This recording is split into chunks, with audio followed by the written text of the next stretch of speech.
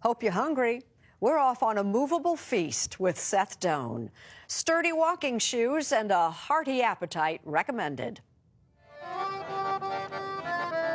Quick, think Spain and food, and chances are tapas come to mind. I thought I'd had tapas. It turns out I had no idea. Tapas is not a plate of food, it's an activity. It's something you have to do to understand, and that is really the key to it, to doing it. James Blick is surprisingly trim for a man who offers food tours for a living. Maybe that's because in Madrid, tapas can be a kind of strolling meal. Our first stop, salt cod fritters. Hola, Santi. At Casa Revuelta, Santi calls their bacalao frito the king of this place. With your fingers? Yeah, with your fingers. Some of the most popular tapas bars here specialize in one dish. Good, right? Really good. You look around and see what people are ordering. I mean, people have just finished, but down there, that's what they're ordering. Over there, that's what they're eating. Blick, a transplanted New Zealander, runs the aptly named Devour Tours, which shows visitors how to eat like a local. This place is hidden in plain sight, and I love it. At Bar Severis, Carlos is known for his tortilla española, or Spanish omelet. It's inviting us right into the kitchen. He beat the eggs. In go the potatoes. In go the potatoes. A flip, then another. A toast, vermouth. Salud. Salud. Then a taste. Perfect. And it was time to move on. You can eat tapas in New York, but you can only do tapas in Spain. That's because there are a lot of options. Normally we go out for tapas and we go to the bar. You know, we have, I don't know how many thousand bars in Spain. Julia Perez and Jose Carlos Capel are both food writers for major Madrid newspapers, and they explained how deeply rooted tapas are here. Es una filosofía de vida. Not food, it's philosophy? No. What do you mean? Una forma de... It's a lifestyle. A lifestyle. The way of sharing, the way to be happy with the friends and to cheer with the wine, and these are tapas, really.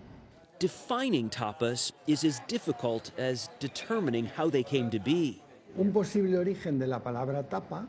One possible origin of the word tapa, Capel suggested, is that in the taverns of Andalusia, they would place something solid on top of the wine. A covering. A cover. A cover. Tapa means cover or lid in Spanish, perhaps used back then to keep out flies. Capel told us when it comes to a tapas crawl, there's a lucky number. 7 tapas, 7 wine. Perfecto. That's a lot. These guys know mushrooms. Phew, with James Blick, we were bringing up the count at the House of Mushrooms for, you guessed it, topped with a little chorizo sausage, parsley, and Sal, aceite y agua bendita. salt, oil, and holy water, Paco told us. As for eating it, I was helped by a higher authority. Muy bueno. I have this theory that Spanish tapas bars are like a fast-flowing river. Like, if you just jump in and you don't know what you're doing, you're going to drown. But if you know what you're doing, it's an exhilarating experience. You just go with the flow and you let it take you.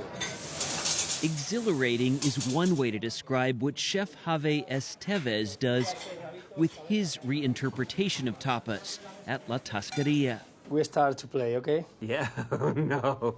Javi is all about offal or organ meat. I can't believe I'm eating and liking rabbit kidney. Then we put here on top. He served a dish with dueling baby pigtails.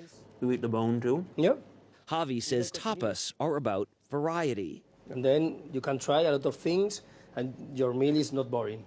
Not when you're eating baby pigtail tapas.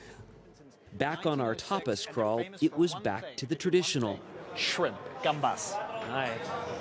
They made sandwiches here until a bread shortage during the Spanish Civil War forced them to embrace the one thing they could find, shrimp. Still bubbling, so here. food is a wonderful launching pad to really understand a country and explain and help people understand a place. Wow.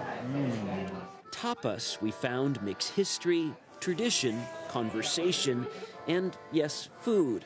That's a lot on a little plate.